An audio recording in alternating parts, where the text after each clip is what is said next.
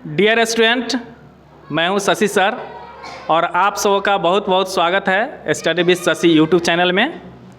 आज हमारे साथ बीएन सर हैं। वह आपको सामाजिक विज्ञान के तहत कॉन्टिनेंट महाद्वीप के विषय में बताएंगे। आई होप कि आप सभी अच्छे से पढ़ेंगे और लाभान्वित होंगे। बैनाथ सर, एक बार पुनः आपका बहुत बहुत स्वागत है study with Shashi YouTube channel में। धन्यवाद सर। एक मिनट सर, इसमें हैंग कर दें। Thank you sir. प्यारे छात्र छात्राओं, आज मैं सामाजिक विज्ञान के अंतर्गत महाद्वीप, जिसको महादेश के रूप में भी हम लोग जानते हैं, के बारे में एक संक्षिप्त जानकारी देने जा रहे हैं। इसमें प्रथम क्वेश्चन है, संसार में कुल कितने महाद्वीप, जिसको हम दूसरे शब्दों में महादेश कहते हैं, और इसका इंग्लिश कॉन्टिनेंट होता है। उनके नाम लिखें तो संसार में कुल 7 महादेश हैं। उनके नाम एशिया, यूरोप, अफ्रीका, उत्तरी अमेरिका, दक्षिणी अमेरिका, अंटार्कटिका, ऑस्ट्रेलिया है। फिर अगला क्वेश्चन है, संसार में सबसे बड़ा महादेश कौन है?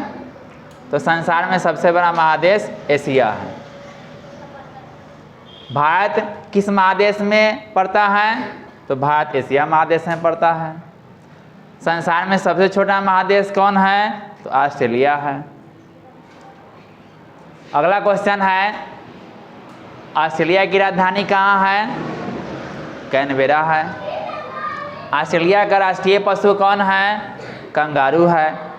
और क्रिकेट टीम में भी ऑस्ट्रेलिया के टीम को कंगारू के रूप में जाना जाता है।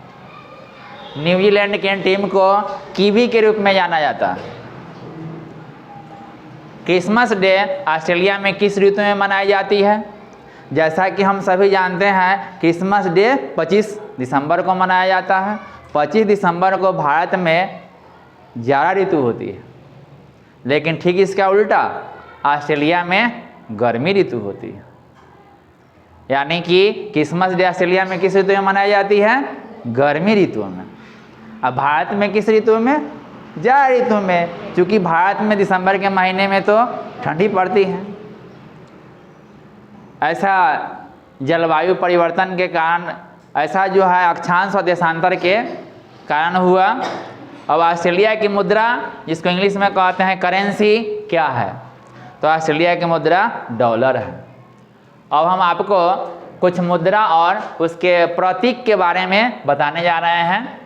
मुद्रा, जिसको इंग्लिश में करेंसी कहा जाता है, प्रतीक या संकेत, जिसको इंग्लिश में सिंबल कहा जाता है।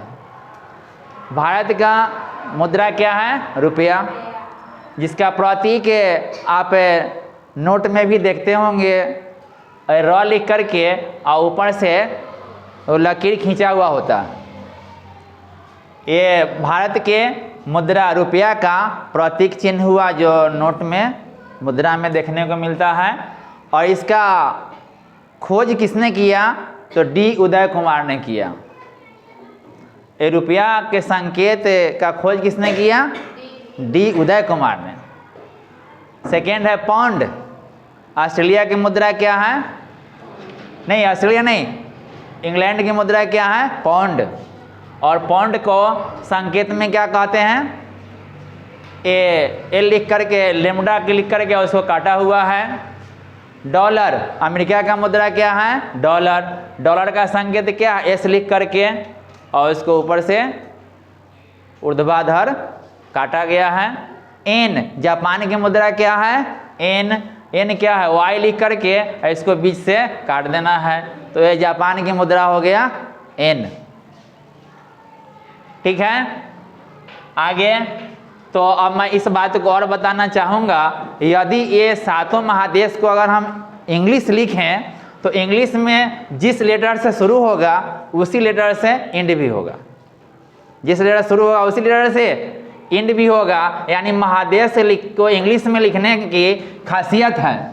जैसे एशिया, ए से शुरू हुआ, ए से अंत भी हो गया।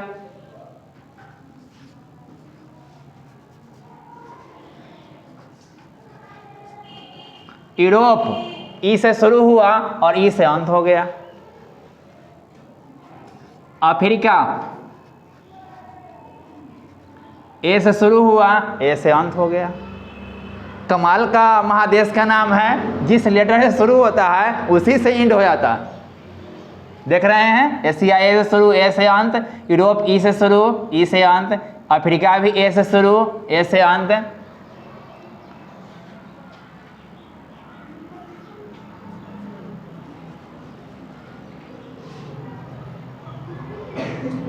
अमेरिका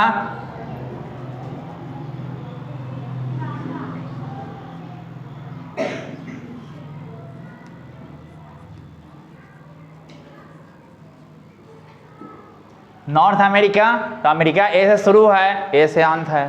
साउथ अफ्रीका ए से शुरू है, ए से अंत है। ए तो दिशा के इंडिकेट करने के लिए एन से नॉर्थ हुआ और ए से साउथ हुआ। लेकिन अमेरिका जो मुख्य रूप से है, जो हम लिखते हैं इंग्लिश में, ए से शुरू करते हैं, ए से अंत करते हैं।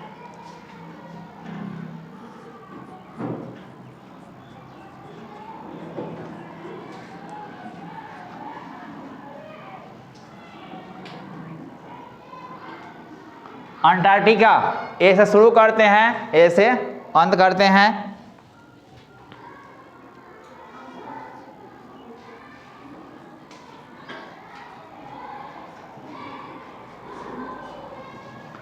ऑस्ट्रेलिया ए से शुरू करते हैं, ए से अंत करते हैं। इस प्रकार ये सातों महादेश का जो नाम है यह अंग्रेजी में तो गजब का है, जिस लेटर से शुरू उसी लेटर से अंत। तो इस बात को जानकारी के रूप में रखेंगे, ठीक है। आगे एशिया के बाद दूसरा बड़ा महादेश कौन है? यूरोप। एशिया के बाद दूसरा बड़ा महादेश कौन है? यूरोप। और आप सभी जानते हैं कि यूरोप में ही औद्योगिक क्रांति शुरू हुई थी और उस औद्योगिक क्रांति का असर यहाँ तक हुआ कि इंग्लैंड में औद्योगिक क्रांति, इंग्लैंड जो यूरोप महादेश में है जहाँ से औद्योगिक क्रांति शुरू हुई और वह क्रांति भारत में आई और भारत में आकर वो अंग्रेज़ों ने अपना व्यवसाय के माध्यम से भारत को गुलाम बनाने का काम किया। आगे अफ्रीका,